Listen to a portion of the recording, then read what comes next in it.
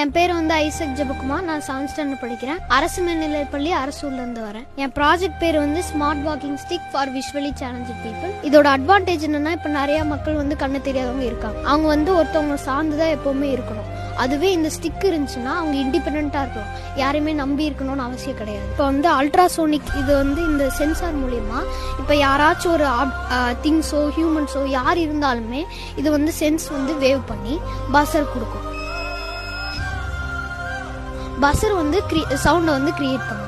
அது மூலியமா அவங்க வந்து இங்க யாரோ இருக்காங்க அப்படின்னு சொல்லி வேற பாதையில போக இது வந்து உதவியா இருக்கு. நான் 7th ஸ்டாண்டர்ட் படிக்கிறேன். அரசு மேல்நிலைப்பள்ளி அரசூர்ல வந்திருக்கேன். இந்த காகல் எப்படின்னு பாத்தீங்கன்னா அந்த ஸ்டிக்கோட காப்பி தான்.